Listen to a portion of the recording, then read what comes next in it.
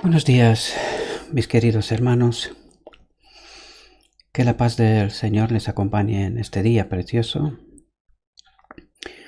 Y le pedimos que nos envíe el Espíritu Santo y que nos ayude a poder entender su palabra y de una manera especial la reflexión que en esta mañana quiero traer delante de vosotros. En esta mañana os propongo un tema que no es un tema fácil. Es un tema bastante complicado, pero no imposible. Pero ¿por qué no es un tema fácil?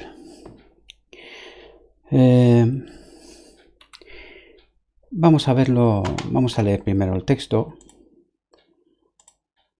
para poder entrar en el tema, ¿verdad? Encontramos en nuestra elevada vocación, la página 156, este texto. Sí, me voy a centrar en la parte que está en rojo, pero podéis ver todo el texto, ¿verdad? La misma imagen de Dios debe ser reproducida en la humanidad. El honor de Dios, el honor de Cristo, está implicado en la perfección del carácter de su pueblo. Claro, cuando uno lee este texto, inevitablemente se hace preguntas, ¿verdad? ¿De qué nos habla Dios aquí? ¿Qué es lo que nos quiere decir? Dice, la misma imagen de Dios debe ser reproducida en la humanidad. Un poquito complicado, ¿verdad? No sería complicado si no sería porque hay tantos conceptos y tanta teología que yo la llamo falsa, ¿verdad? Porque en realidad muchos de los adventistas de hoy en día piensan, según esa teología falsa, que nosotros vamos a pecar hasta que Cristo viene, ¿verdad? Y que unos momentos antes, justo antes de su venida, en un cerrar y abrir de ojos, Él nos cambiará y nos hará aptos para ir al cielo, ¿verdad? Pues esa teología es falsa. En realidad esa teología viene de un poquito lejos, de un tal Desmond Ford, que fue un teólogo de nuestra iglesia, hace no tanto falleció, pasó al descanso, pero que durante décadas instruyó a los pastores de nuestra iglesia, sobre todo en Estados Unidos, pero ha escrito libros y ha defendido sus tesis. Y desgraciadamente este hombre terminó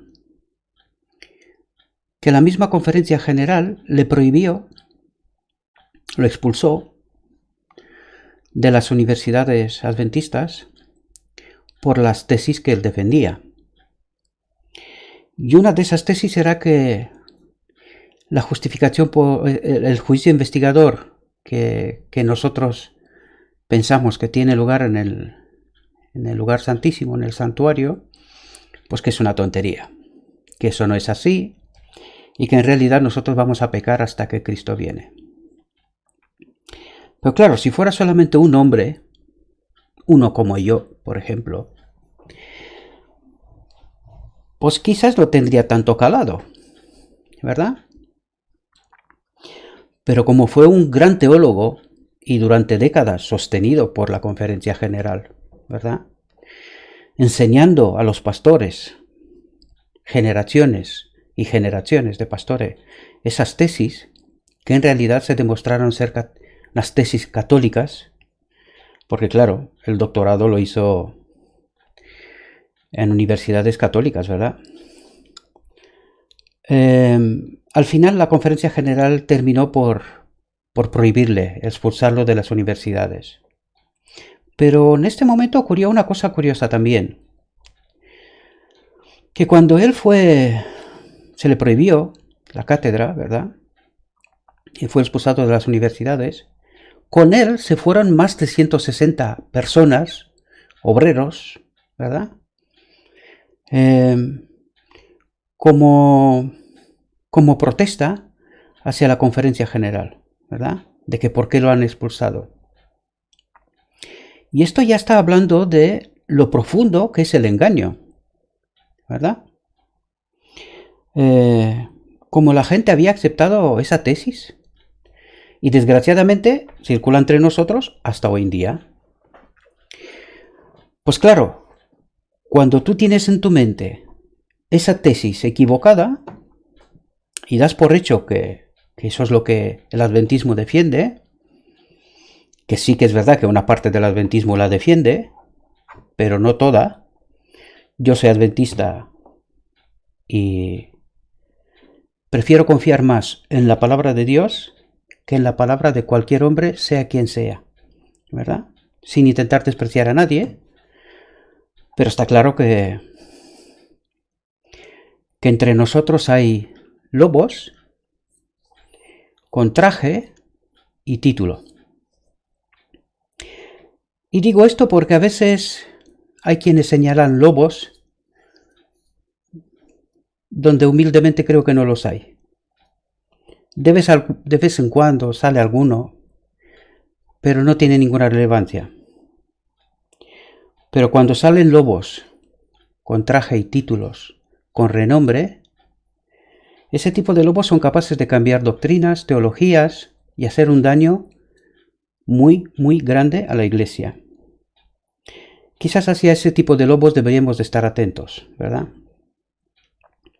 Entonces, cuando te encuentras con un texto como este, y tú sabes que te han dicho de que vamos a pecar hasta que Cristo viene, porque claro, uno se mira a sí mismo y dice, esto no cambia. Por mucho que me esfuerzo, no me sale. Claro. ¿Qué bien hubiese sido si el adventismo se hubiese quedado con la teología de Andersen, de nuestro teólogo famoso, ¿verdad? Y allí sí que él entendió mucho mejor el santuario y las escrituras en términos generales. Desgraciadamente se cruzaron poco, ¿verdad? Él ya estaba jubilado cuando Desmond Ford ya empezó su carrera, ¿no? Porque en realidad vamos a ver hoy, por eso os traigo esta reflexión, porque estoy seguro que muchos de vosotros no tenéis idea de cómo se puede explicar ese texto, ¿verdad? Pero sí tenemos explicación. Para eso está el Espíritu Santo. Puede ser que por un tiempo no encontremos respuestas, ¿verdad? Pero que el Espíritu Santo está trabajando. Y aunque hoy no lo entiendo, el mes que viene, el año que viene, en 2, en 3, en 4 años a lo mejor, depende de cada uno de nosotros, del nivel de conocimiento que alcanza a través del estudio de la Biblia y del Espíritu de Profecía, ¿verdad? Pero llega un momento en donde el Espíritu de Dios nos da respuestas, ¿verdad?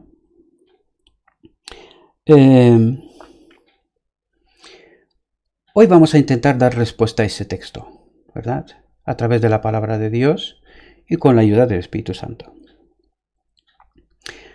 Cuando nos dice texto, la misma imagen de Dios debe ser reproducida en la humanidad, debemos hacer una pregunta que es una pregunta clave para poder contestar o obtener la respuesta correcta, ¿verdad?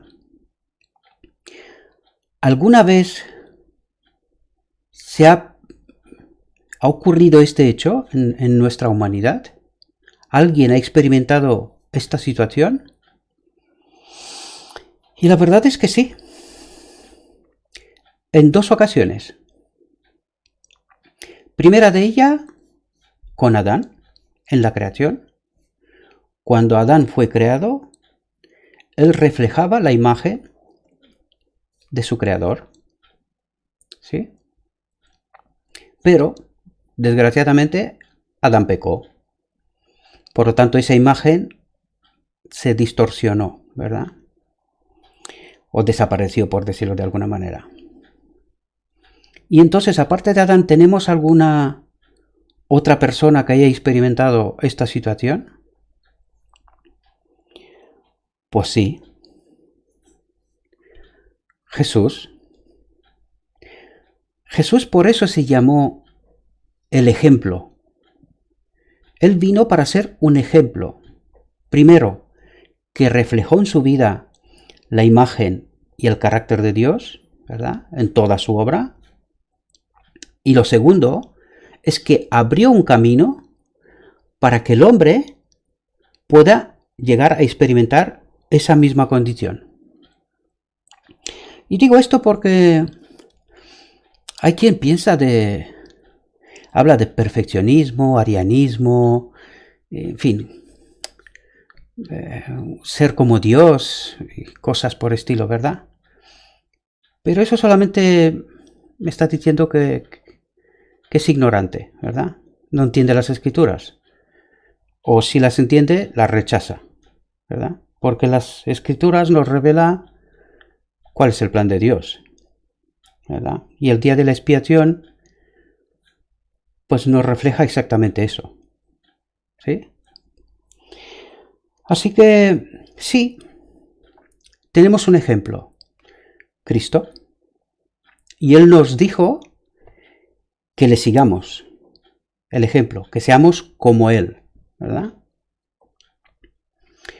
El honor de Dios. El honor de Dios, el honor de Cristo, está implicado en la perfección del carácter de su pueblo. ¿Por qué dice esto? ¿Por qué Dios deposita su honor en nosotros? ¿Somos nosotros dignos de llevar a cabo ese honor? Y en primer lugar, ¿por qué lo hace? ¿Verdad? ¿Por qué Dios decide colocar esa responsabilidad tan grande sobre la perfección del carácter de su pueblo? ¿Por qué lo hace? Pues para poder entender muy bien eso, tenemos que ir justo en el cielo, cuando Lucifer y sus ángeles decidieron rebelarse contra Dios. ¿Y qué es lo que dijo Lucifer en aquel momento? Que la ley no es buena y que no se puede guardar. ¿Sí? Pero, ¿qué significaba esto en realidad? ¿Qué es lo que estaba diciendo en realidad? Pues, ¿qué es la ley? ¿Lo sabemos? La ley es el reflejo del carácter de Dios. Es decir, refleja el carácter de Dios. Entonces, ¿cuál era la acusación de Satanás? Que el carácter de Dios no era bueno. ¿Entendéis cuál era la acusación? Que el carácter de Dios no era bueno. En el fondo, eso es lo que estaba diciendo. Bien, pues si entendemos eso, claro, Dios se tiene que explicar de alguna manera, ¿no? Tiene que demostrar que eso no es así. ¿Y qué es lo que decide? Que ese pueblo final, al final del tiempo, tendrá que vindicar el honor, el carácter de Dios. Por eso utiliza ese texto y dice, el honor de Dios, el honor de Cristo, está implicado en la perfección del carácter de su pueblo. ¿Entendemos? Bien, entendiendo esto, ahora surge una pregunta. ¿Y cuándo pasa esto? ¿Cuándo va a pasar esto? ¿Cuándo su pueblo reflejará la perfección de carácter de Dios? ¿Cuándo será eso? Pues con un estudio atento a través de las Escrituras y del espíritu de profecía, podemos darnos cuenta con facilidad que la solución de Dios se encuentra en el gran día de la expiación. Más precisamente, más concretamente, al final del día. Ese tema ya lo estudiamos, ¿verdad? La Elena de White afirma que la visión de Zacarías con Josué se refiere a esta última generación, ¿verdad? Al final del día de la expiación, ¿vale? Entonces, está claro que habrá un pueblo en esa tierra, en esas condiciones de pecado, ¿sí? La tierra, no el pueblo, que será un momento que podrá defender el honor de Dios. Es decir, demostrará que ellos pueden vivir sin pecar. Y de esta manera vindicar el carácter de Dios. Es decir, la ley es buena, se puede guardar. De hecho, el carácter de Dios, la ley del carácter de Dios, es la ley del gobierno de su universo. ¿Entendemos? Por eso, ante las acusaciones de Satanás no podía ser destruida la ley, porque esto significaría que desaparezca Dios, ¿verdad? Pero a cambio ofrece a su Hijo, a Dios, como sacrificio. ¿Entendemos? Por eso se escoge esta segunda opción, para que la ley permanezca, porque la ley es la base del gobierno en toda la eternidad. Entonces entendemos que al final del tiempo de esa tierra habrá un pueblo que será capaz de vindicar el carácter de Dios, la ley de Dios, y demostrar que Satanás es un mentiroso, ¿verdad? Un engañador. Vamos a ver si lo que estamos diciendo refleja de los textos, ¿verdad? De la Biblia. Si habrá un pueblo así. Y fijaos, en Primera de Testimonios para la Iglesia encontramos este texto.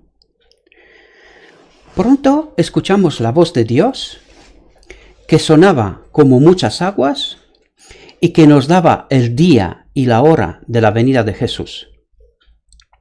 Los santos vivos, 144.000, el remanente final, conocieron y comprendieron la voz, mientras que los malvados pensaron que se trataba de un trueno y un terremoto. Cuando Dios pronunció la fecha, derramó sobre nosotros el Espíritu Santo y nuestros rostros comenzaron a brillar con la gloria de Dios. ¿Estamos atentos? ¿Quién brillaba? ¿Cuál era la ropa que tenía Adán? Era esa, la gloria de Dios. Y cuando pecó, pues la perdió. Es decir, el Espíritu Santo se retiró. ¿Entendemos? Por lo tanto, quiere decir que este pueblo final, los 144.000, antes de que Cristo venga, ¿verdad? Porque está diciendo que les dijeron el día y la hora, por lo tanto, aún le quedaba y aún queda hasta que Cristo viene, ¿verdad? Pues este pueblo se estará restaurado. ¿Lo entendemos? Por lo tanto, en este momento, este pueblo ya no peca más. No peca en términos absolutos, viviendo en esta tierra. ¿Entendemos? Por lo tanto, la tesis de Desmond Ford y la de muchos otros que todavía la siguen defendiendo es una doctrina falsa. ¿Sí? Y hablamos en las reflexiones anteriores, ¿no? de este tema. Por lo tanto, vemos que ese pueblo sí que reflejará la gloria de Dios, vindicará el carácter de Dios, ¿sí? Tal como ocurrió con el rostro de Moisés cuando descendió del monte Sinaí. Los 144.000 estaban todos sellados y perfectamente unidos. Sobre sus frentes aparecían las palabras Dios, Nueva Jerusalén y una gloriosa estrella con el nuevo nombre de Jesús. Y ahora estemos atentos porque dijimos que hay más tiempo. A partir del momento que están sellados, hay más tiempo.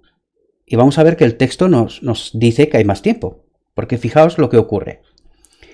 Los malvados se enfurecieron al contemplar esta gozosa y santa condición y se aproximaron con violencia para apoderarse de nosotros y arrojarnos en la prisión. Pero nosotros extendíamos la mano en el nombre del Señor y ellos caían postrados en tierra. ¿Lo entendemos? En ese momento, la sinagoga de Satanás supo que Dios nos amaba, a quienes podíamos lavarnos los pies unos a otros y saludar a los hermanos con ósculo sagrado. Y fijaos aquí. Y adoraron a Dios a nuestros pies. ¿A quién adoraron? A Dios a nuestros pies. O sea, que Dios estaba en nosotros, en su templo. ¿Sí? Por lo tanto, esto no es ni panteísmo, ni arianismo, ni fábulas inventadas, ¿verdad? Este es el propósito de Dios. Espero que lo podamos entender bien. ¿Sí? Pero vamos a ver si hay algún otro texto que nos ayude a comprender si eso es así. ¿Sí? Fijaos, este texto sí que lo leímos en otras ocasiones, porque es una parte, es un extracto de la visión de los dos tronos, pero ahora nos vamos a centrar justamente en esa parte que nos relata este evento que acabamos de leer. ¿Sí? Esto es de 14 de marzo de 1846 en el periódico The Daystar de los Milleritas, justo al inicio de ese pequeño movimiento, ¿verdad? Que dio inicio al movimiento adventista. Vamos a ver lo que nos cuenta. Aproximadamente 4 meses después, tuve una visión de los acontecimientos, todo en el futuro. Y vi el tiempo de angustias como nunca lo fue. Jesús me dijo que era el tiempo de angustias de Jacob y que debíamos ser liberados de eso por la voz de Dios. Es decir, por decreto divino. ¿Sí? Es así de sencillo. Dios dice y se hace. Y fijaos aquí. Justo antes de ¿entrar dónde? En el tiempo de angustia, ¿sí? Nos lo acaba de decir. Fijaos. Todos recibimos el sello del Dios viviente. Y en el texto anterior ya entendimos que era. El Espíritu Santo volvió en su templo. ¿Verdad? Fuimos restaurados. Y esto es lo que ocurre al final del día de la expiación. Tenemos una reflexión anterior. Os invito a que la miréis para que podáis entender exactamente de lo que estamos hablando. ¿Sí? Y fijaos.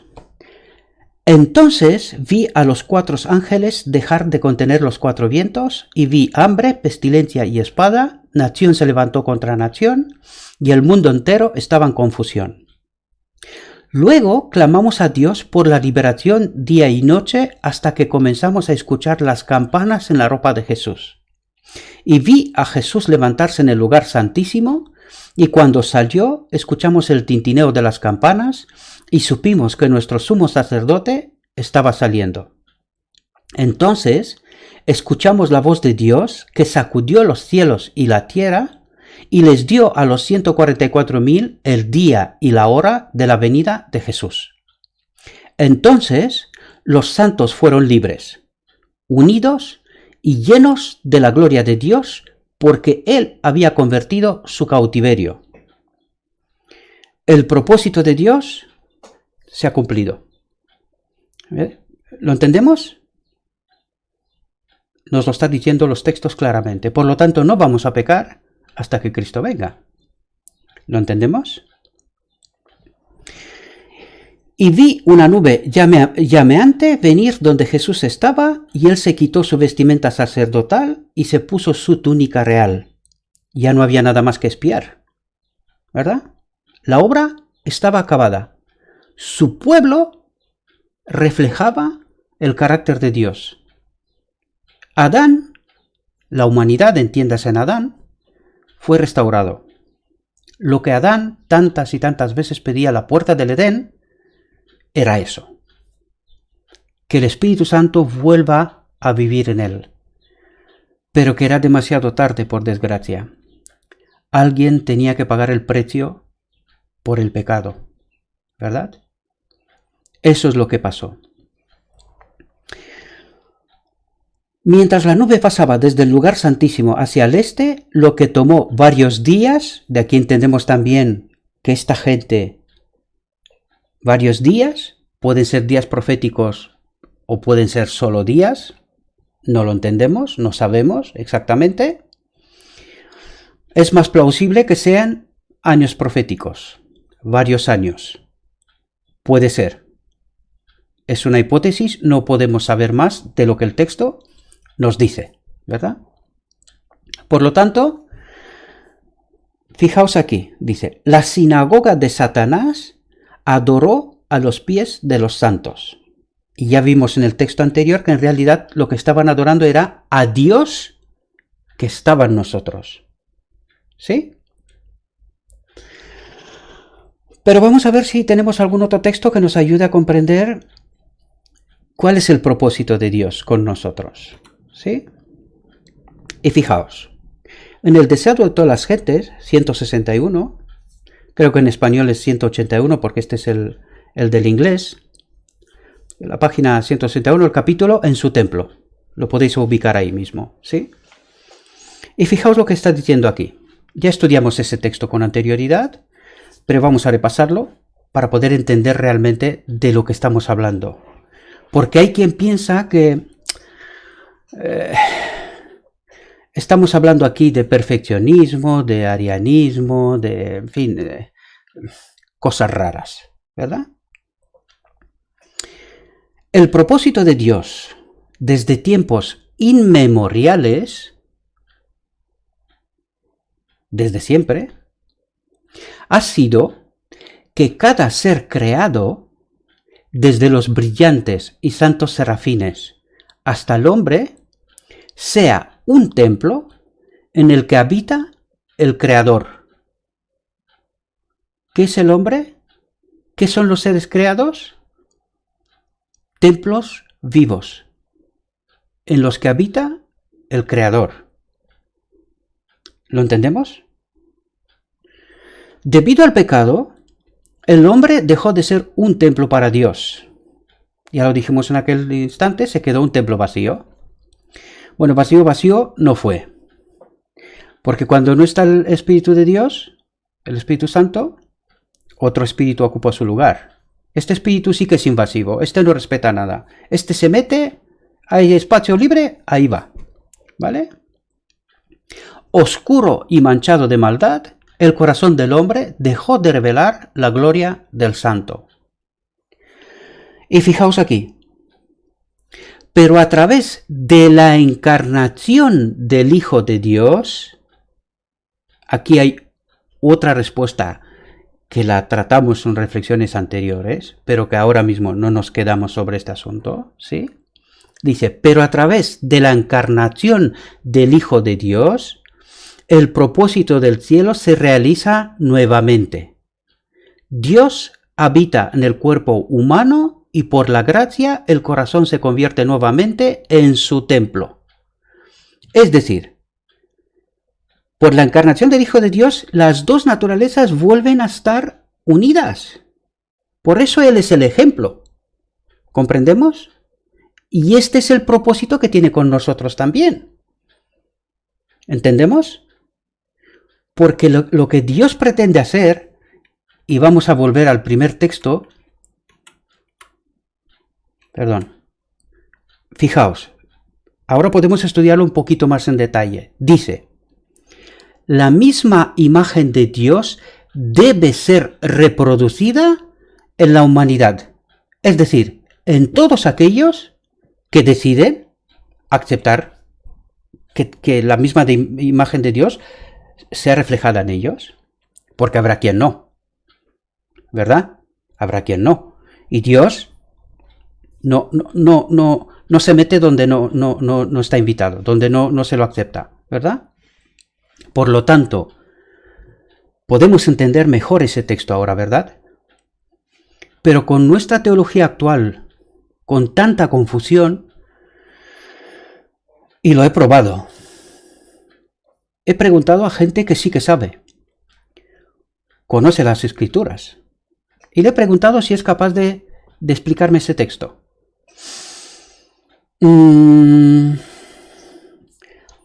Se quedó en silencio. Y yo os hago una invitación. Preguntad a vuestros dirigentes, maestros, pastores. Preguntadles sobre este texto. Haced la prueba, mira a ver qué respuestas obtenéis. ¿Verdad? Para que podamos entender de una vez más la confusión en la que estamos. ¿Verdad? Pero ahora, ¿os dais cuenta que podemos tener respuesta a ese texto? Que ya no es tan complejo y tan imposible. ¿No es ese el propósito de Dios? Que Él sea, su imagen sea reproducida en su pueblo. ¿Y por qué el honor de Dios y el honor de Cristo está implicado en la perfección del carácter de su pueblo? Porque ese pueblo final vivirá en perfección de carácter absoluta, sin pecado, eso es lo que quiere decir, porque el Espíritu de Dios estará en ellos, es decir, la humanidad está restaurada. Y hasta que viene Cristo, aún hay un rato. ¿Comprendéis? Esta gente vivirá en esta tierra como vivió Cristo, en las mismas condiciones. ¿Lo entendemos? Espero que os haya servido, mis hermanos, y os haya ayudado esta reflexión de entender un texto más complicado al que se le aplica de nuevo la llave de oro, ¿verdad? La que comentamos en reflexiones anteriores. Y os pido, os ruego, si queréis, para poder comprender mucho mejor todavía lo que estábamos tratando, que las veáis. Y quiero que entendáis que esto es una propuesta de estudio, ¿verdad? Lo que aquí yo os propongo es lo que son mis conclusiones. ¿Sí? No confiad. De hecho, la palabra de Dios nos dice que no confiemos en nadie más que en su palabra, en Dios, ¿verdad? Porque cualquier humano puede estar en error. Cuando digo cualquier, yo también, ¿sí? Por lo tanto, mi petición y mi ruego, mis queridos hermanos, es que no confiéis en nadie, no importa quién es la persona. Que estudiéis y que comprobéis todas esas cuestiones por vosotros mismos, ¿sí? Tenéis las referencias, procuro siempre dejarlas para que podáis identificarlas y que tengáis vuestro propio estudio. Y que no os dejéis engañar, porque a veces el lobo viene con traje, con título y con reputación. Y también puede engañar al rebaño. ¿Sí? Y este lobo sí que hace más daño. Por eso, vez tras vez, os invito que no confiéis. Estas son solamente propuestas de estudio. Y que vosotros mismos aseguraos que es así. Y si considerad que no es así, no lo aceptéis. Tan sencillo como esto. Porque nadie busca desviar ningún rebaño, ni hacer otra iglesia, ni hacer nada raro. Porque yo seguiré estando en la iglesia. Lo he dicho y lo repito, yo amo esta iglesia, y cuando digo iglesia me refiero a la gente, no a la herramienta. ¿Sí? La institución es una herramienta que debería de ayudar a la gente, que la gente es la iglesia. Entonces, yo no busco separar, dividir, para nada. Y tampoco utilizo el miedo. ¿Sabéis? Los siervos de Dios tienen que utilizar la palabra de Dios. El miedo es una herramienta que no la utiliza Dios. Si acaso otro Dios, ¿verdad? Por lo tanto, os pido que no os dejéis manipular con el miedo, con bien el lobo y con cosas por estilo, sino que os acerquéis con confianza a la palabra de Dios, con oración y con estudio de su palabra, es como se obtiene la verdad. Y no olvidéis, el auténtico pastor de esta iglesia es Cristo Jesús. Y nuestra ayuda es el Espíritu Santo. Es el único título que necesitamos. Es la única guía que necesitamos. Y con eso no quiero decir nada más que solo lo que he dicho, para que no haya interpretaciones. No divido, no separo, no quiero construir nada separado. Pero tampoco quiero depositar mi confianza en hombres. Espero que me hayáis entendido otra vez bien, el sentido correcto de las cosas. Lo he dicho y lo vuelvo a decir otra vez. No tengo nada personal con nadie. Os amo a todos por igual, independientemente de lo que consideréis. Y le ruego a Dios que nos mande el Espíritu Santo, que nos capacite, que nos ilumine, que seamos capaces de ver la verdad, que eso es lo que tenemos que buscar, la verdad de nuestro Dios, y no permitamos a ningún otro espíritu que tome el control de nuestra mente, de nuestra vida. Que Dios os bendiga, que tengáis un precioso día. Amén.